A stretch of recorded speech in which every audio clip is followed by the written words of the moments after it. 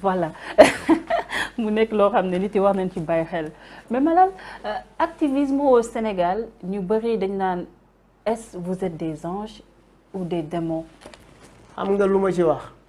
dem maa ngi koy wax ci benn émission. Pourquoi ceux qui se disent activistes veulent se présenter comme des prophètes? C'est des humains, c'est des êtres imparfaits. Demain, vous pouvez, un mal intentionné peut, je sais pas. Par exemple, si vous décidez yàq ma, qu'est-ce que tu fais? Da ngay xool ku ma gën a jege mu nga jaare ko. Tu peux profiter d'une situation de crise avec ma femme. Ne ko je veux des photos de Malal nu. Mais cette affaire ku ma jege mën na xam une situation de crise avec ma femme. Tout à fait. Profite aussi ne ko Malal bu def tuun ak neen laa bëgg wane ko. Tout à fait. bu boobaa lu ma ciy mën.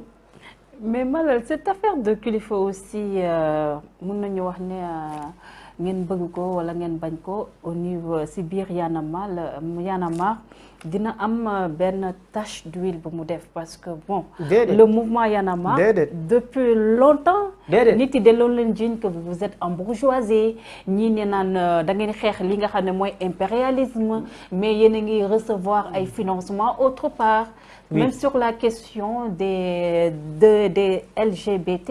Oui. Ku mel ni yow indexé woon nañ ko ci aussi. mais xam nga en fait. voilà xam nga en fait. nit ñi déjà Sénégal on fantasme sur l'argent. Nous on est un mouvement. buy bind ay projet di répondre ci ay appel à candidature léeg-léeg ñu jàll léeg-léeg ñu bañ a jàll. ñi ñu mës a financé yëpp musuñu reproché Y'en a marre luubal na xaalis parce que après chaque opération nous sommes audités par ñi nga xamante ne ñoo ñu jox subvention. bu loolu weesoo si un bailleur si par exemple Oxfam finance Y'en a marre ci benn projet bu tudd dox ak sa gox. financé Y'en a marre fekk Oxfam dem na beneen réew financé fa ay góor jigéen. ñun suñu yoon nekku ci Oxfam xaalisam la yor mais ñun ci lim ñu financé mooy dox ak sa gox. mais est-ce que yéen a maanaam vous critiquez souvent l'impérialisme wala sax.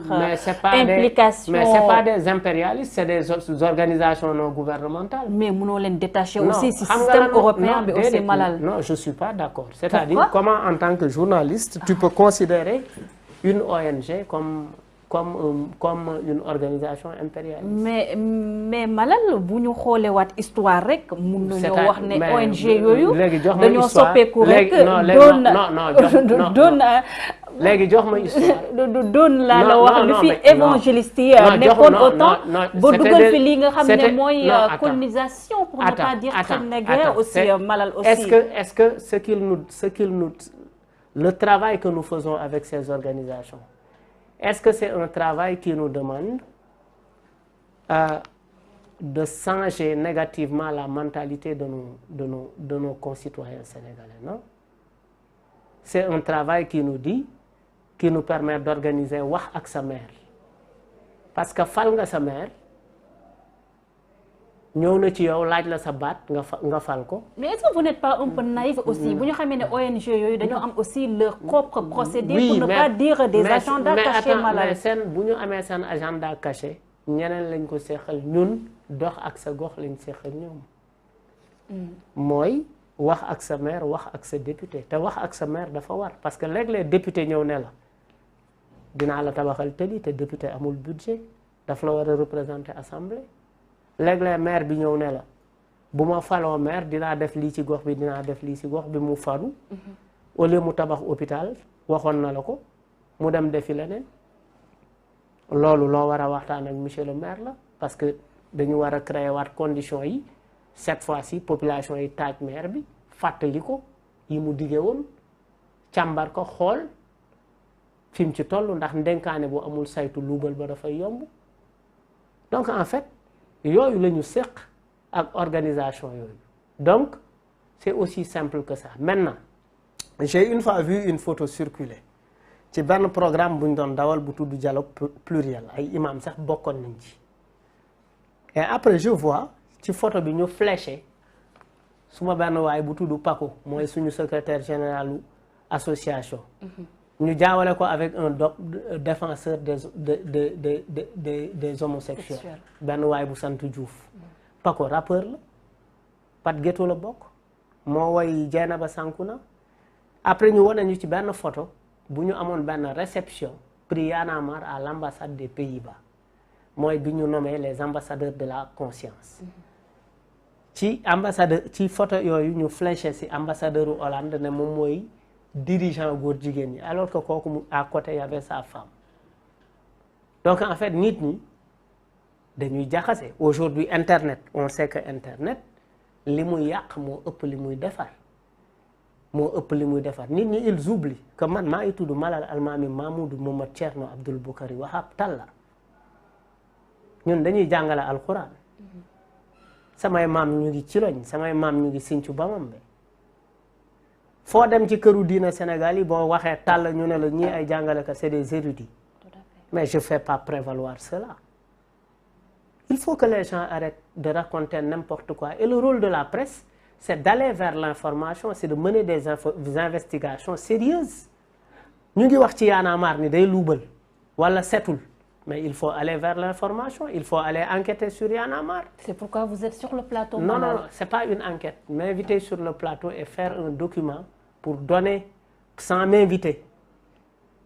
M'inviter sur le plateau, c'est autre chose. Mais mener une enquête, c'est autre chose. loolu mooy dëgg c'est-à-dire yéen da ngeen a war a nekk le rôle du média c'est quoi moo war a nekk entre le peuple et les institutions milieu mais léeg-léeg nga gis média bu jeng di wax lu ko neex et puis ngeen foog ne tous ces mouvements là qui sont là muy nitu dëgg Y'en a marre FRAPP et cetera ni ñuy organiser woo di dénoncer les abus d'un pouvoir politique des élus des autorités di yee population mais les États également s'organisent parce que ils disent que ñii bu ñu teelul jóg ci ñoom suñu teraanga lañ ñuy xañ. théorie du complot bi day taxaw foofu. oui ils s'organisent pour déstabiliser également ces mouvements là. Malal activisme et politique aussi. mais l'activisme c'est de la politique. C'est une réflexion. ñu bëri da leen di jiiñ que vous êtes des politiciens encagoulés Malal. Oui, mais l'activisme c'est une réflexion libre sur la politique. C'est quelqu'un qui agit et réfléchit librement sur des actions que mènent les politiques. Maintenant, quand les actions et les expressions que ces activistes entre guillemets mènent contre les politiques bu fekkee dafa commencer yàqal politique yi il est important que les politiques organisent la riposte. Est-ce que mën nañoo xaar ku mel ni Malal Talla je vais pas dire suivre les pas frère am ku mel ni comme Fadel Barro bi nga xam ne mën nañu wax ne fu mu toll nii mu ngi bëgg doon maire de Kaolack ñu xaar Fadel Malal mu dem bëgg jël place yi magam aussi au niveau de Wakhinane Nimzatt. Moi d'abord je dirais Fadel je l'encourage allez Fadel. Parce qu'en fait il est en train de faire un travail excellent. mais Fadel c'est que oui mais Fadel musul bëgg lu yomb. Fadel bul fàtte ni que Fadel est fondateur de Y'en a marre. Tout à fait. Et c'est un grand monsieur aussi. Et c'est un très grand monsieur. Ouais. Fadel est quelqu'un de très sincère. Ouais, et quelqu'un qui aime son pays, qui aime sa localité. Et qui a un rêve. Qui a un rêve. Fadel dafa am ñaari affaire yu ma jàngal. donte maa ko mag Fadel il me dit Malal. Ah bon? Oui. Fadel il me dit Malal dëgg bu ci ragal a wéet. dëgg bu ci ragal a wéet mu ne léeg-léeg di nga wax dëgg. nit ñëpp beddi la teg la nele ber la nga toog boo deful ndànk jooy wala bëgg a daw génn ci li nga ne mais boo toogee tuuti ñun nit nañ la fekk si sa fu toll nii yan koy defal propagande non Malal ndax dina mës a dem xalaat doon yaa ngi politique te loolu bokk seen idéologie Y'en a marre pour clôturer Fadel pour clôturer na ndawu Kaolack yëpp daw songu góor ak jigéen mag ak ndaw Kaolack mat na Fadel mat na ndaw man nag au niveau de Wakhinane il y a longtemps j'avais un projet pour nekk fa maire mais j'ai réfléchi non seulement je ne veux pas gêner Racine parce que ñoo bokk ndey ak baay mooy taw may caat je ne vais pas aller faire une campagne contre mon frère mais peut-être ton frère gisoo si moom. oui mais je ne mais du ma même bu ma gisul si moom lii mais dañu bokk ñoo bokk ndey ak baay. c'est compliqué mooy taaw may jaat may xëccoog moom mairie muy campagne may campagne ñuy waxante ay mbir jaraluma ko. mais on est dans une république. oui mais jaraluma ko je ne peux pas le faire ça je ne peux pas le faire et je ne le ferai pas. Tout à fait, on est d'accord. Maintenant, on va terminer avec élection locale. Le débat sur les primo-votants aussi. Nous avons dit que le président Macky Sall dafa dugal aussi ndëgg sërëx par rapport ak jeunes yi nga xam ne ils n'ont que 45 jours pour s'inscrire. Oui, mais que les jeunes aillent se mobiliser. nañ daw bindu ji. C'est important. nañu daw bindu ji loolu mooy dëgg li ñuy toog seen buntu kër yi di naan ataaya di waxtaan Sadio Mané Messi Balla Gaye Modou Lo nañ daw bindu ji c'est ça la vérité c'est important qu'ils aillent s'inscrire nañ dem envahir les bureaux de vote les bureaux d'inscription. Tout à fait am na benn révélation boo xam ne l'ex-directeur de l'ONAS def na ko ci benn plateau de télé Lassana di xam ne ni carrément à l'époque ba mu waree recevoir kii di Ousmane Sonko on lui avait interdit de le recevoir. oui ba noo jàngatee loolu en fait. oui en fait. un fonctionnaire qui a été obligé de ne pas recevoir un citoyen lambda pour des questions de gestion aussi. Non, mais en même temps, en fait, pour des questions de gestion, Sonko était un député. Et ce problème, moi, je pense que Sonko devrait le soumettre à l'Assemblée. Il y a une commission. Ok. bu ñu toppee ni mbir yi war a demee député la ci commission bi la war a dem. mais il est aussi un citoyen aussi. Oui, mais il est député. loolu mooy différence bi. Tout à fait. C'est un citoyen que les citoyens sur qui les citoyens ont confiance fal ko def ko député pour mu leen di représenter à l'Assemblée. Mais on m'a interdit. Oui, mais il l'aurait. Pourquoi waxu ko boobu? Ça aussi c'est un problème. Hein? C'est ça mon problème. Il l'aurait dû. Pour moi, il est dans une victimisation. Il l'aurait. Pourquoi waxu ko jamono boobu? Pour moi, il serait beaucoup plus sincère. bu ko waxoon jamono boobu. jamono boobu waxul dañ ko tere. Tout à fait. Pourquoi il attend aujourd'hui pour le dire? C'est un problème aussi de nos autorités. Hein? Oui, c'est-à-dire les gens se victimisent.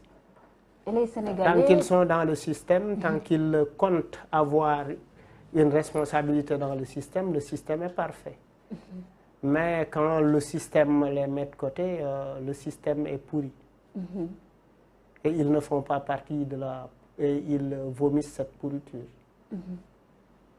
Merci beaucoup, Malal Talla. Ça a été un plaisir de vous recevoir. Merci. Vous avez les salutations d'un frère qui est en France. C'est un avocat. Je peux dire, il me dit que Taïda Maïsetan. Parce que moi, j'aime bien Malal Talla. C'est quelqu'un de très dense. Et il a une personnalité atypique. Et les Sénégalais, ils ont du mal à s'identifier à lui. Il dit que c'est un très grand intolo. Merci. Tu fais sur le plateau. Mais quand tu me dis que Malal, wow, voilà. Gars, il y en a marre, mais avec toi, je sais pas, mais... Non, ça va gagner. C'est magnifique. Merci beaucoup. Allez. Merci aux internautes. Il y a une top de nous suivre sur nos différentes plateformes, page Facebook et YouTube. On se donne rendez-vous demain, Inch'Allah, pour un autre numéro. Et je serai avec Dambo. D'ici là, prenez soin de vous et restez en compagnie de nos programmes.